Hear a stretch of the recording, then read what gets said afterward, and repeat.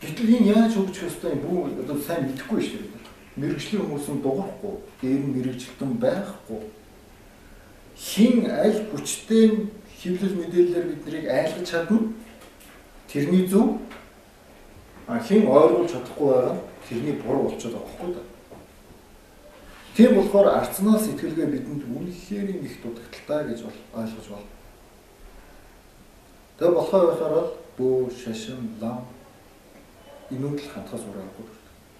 Яг цаг дээр их сургуулийн багшаас илүү лам өнөөгийн Монголын нэр үнэхээр өндөр эрэлт хэрэгцээтэй том статустай гэдэг нь бүр батлагдж байгаа байхгүй. Одоо шинэ юм бол сая хүмүүс ярьж байгаа багш нар ялгаахгүй бүгд ихтэй сургуулийн багш ч оюутан ч бүгд хүн ертөнцийг үзүүлэлттэй гэж бид нар ярьсан. Саяын одоо шиний 8 шиний 15 метрт бол ерөөсөө ламгуанаар уцтаад уцаа авахгүй олдохгүй байна гэж шүү дээ. Онцгой сайн одоо засал арга чарга хийдэг гол өдрүүд нь юм байна. Тэгээ 15-наас өмнө амжих ёстой гэдэг. Юурдөө олдох. Гэтэл багш нарын хинч тэгж хайхгүй ирэл хийхгүй шүү дээ.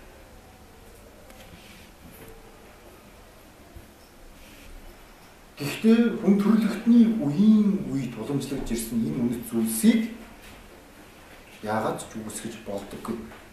Хичнээн мундаг цөмийн, онлын, физикийн эрдэмтэн байлаа ч гэсэн шүтлэгтэй байдаг. Шүтлэхгүй ч байж болно. Гэхдээ л шүтлэгтэй байдаг.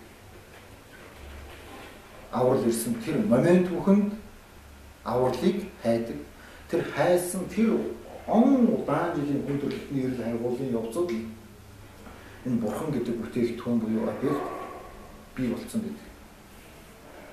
Тэр үүсгэж чаддгүй, няцааж бас чаддаггүй. Тэгээд тэр олон эрэл хайгуулын явцад олон янзын объектуудыг бурхан буюу эзэн нэр гэсэн ерөнхий нэр болохоос биш бүгд өөр өөрийнхөө бурхтыг л энэ үндэстнүүд хайсан байдаг.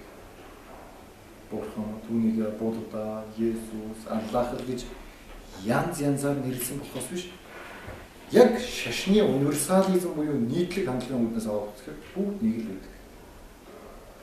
Үүнийг бид нар дараа соёл ба шашин гэсэн сэдвээр арай дэлгэрэнгүй ярих хэрэгтэй.